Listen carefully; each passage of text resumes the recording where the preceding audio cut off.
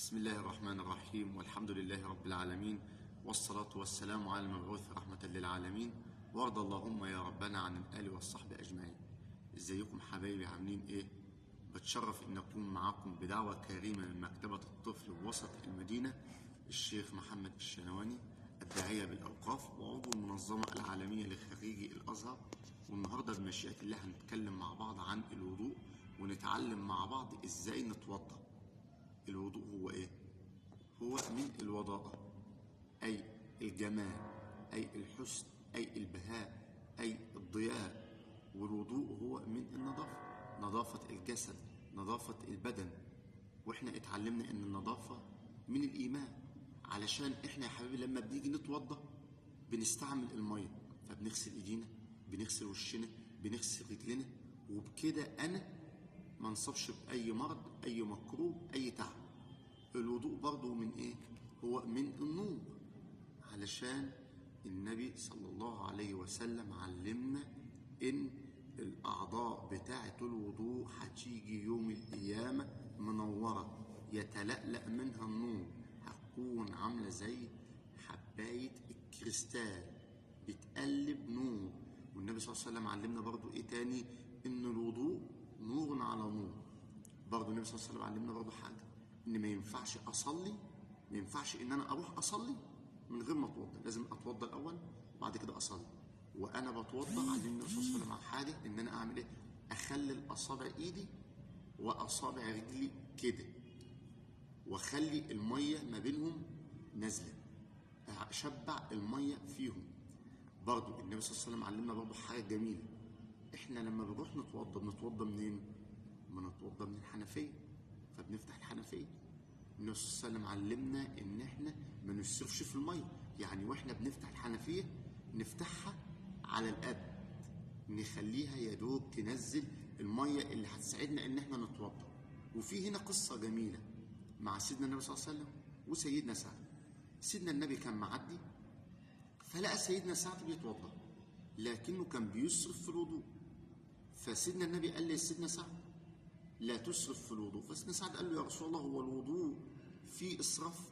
فقال له نعم، وعلمه الجمله اللي كلنا يا حبايبي اتعلمناها: لا تسرف في الوضوء ولو كنت على نهر جار، حتى ولو كنا واقفين على بحر. وبكده نكون احنا اتكلمنا عن الوضوء. عايزين نتعلم مع بعض ازاي نتوضا، لكن قبل ما نتعلم ازاي نتوضا هنحكي مع بعض قصه لطفلين جمال جدا زيكم. طفل اسمه سيدنا الحسن وطفل اسمه سيدنا الحسين، وهم دول كانوا جدهم سيدنا النبي صلى الله عليه وسلم.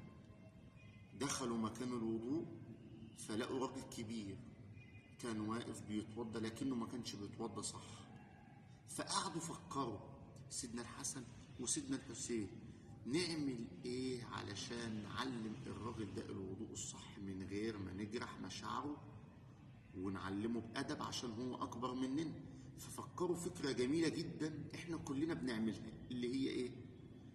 انت بتلعب مع اختك او انت بتلعب مع اخوك، فحد فيكم يروح ينادي البابا او ماما ويقول لهم تعالوا احنا بنلعب، شوفوا مين فينا بيلعب صح واحكموا. وده اللي حصل من سيدنا الحسن وسيدنا الحسين مع الراجل. راحوا للراجل قالوا له، سيدنا الحسن اللي قال له بقى، قال له ايه؟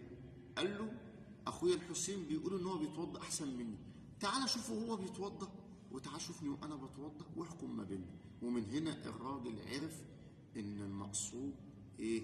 يعلموه ازاي يتوضا، علشان كان وضوءه غلط. ومين اللي علم سيدنا الحسن وسيدنا الحسين الوضوء الصح علشان يعلموه للراجل صح؟ اللي علمهم هو سيدنا النبي صلى الله عليه وسلم جدهم. طب ما تيجوا احنا رخرين نتعلم من سيدنا النبي ازاي نتوضا صح. اول حاجه سيدنا النبي كان بيعملها ان هو كان بيغسل ايده كده.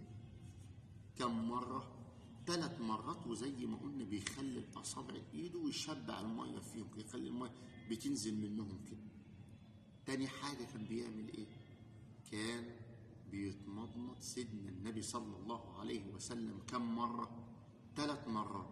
شوط الميه كده ويروح كده، بس ما يشربهمش، يتمضمض كده اهو، وبعد كده يروح منزلها.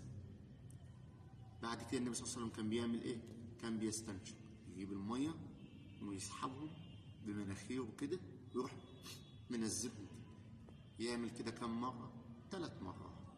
بعد كده النبي صلى الله عليه وسلم كان بيعمل ايه برضه في الوضوء؟ كان بيغسل وجهه، يغسل وشه، يجيب الميه كده ويغسل وشه كده. منين؟ من منبت الشعر من هنا لاخر الدقن هنا. كم مره سيدنا النبي صلى الله عليه وسلم كان بيعمل كده؟ كان بيعمل 3 مرات. وكان النبي صلى الله عليه وسلم لما بيبدأ الوضوء بيعمل ايه؟ بيقول بسم الله الرحمن الرحيم بالتسمية.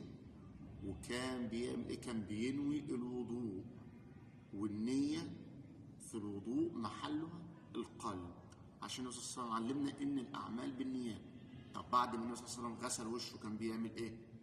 كان بيغسل ايده لفين؟ الى المرفقين. ايه هما المرفقين؟ العظمه دي. كان زمان النبي صلى الله عليه وسلم الميه اهي، وينزل كده وينزل كده وينزل كده. كم مره؟ 3 مرات. يبدا بايده اليمين، وبعد كده يدخل على ايده الشمال. بعد كده النبي صلى الله عليه وسلم كان بيعمل ايه؟ كان بيمسح راسه. هي ازاي؟ يجيب شويه ميه كده يروح منزلهم كده، يروح ماسح راسه كده لورا كده، وبعد كده يروح راجع تاني للامام. وبعد ما يمسح راسه يعمل ايه؟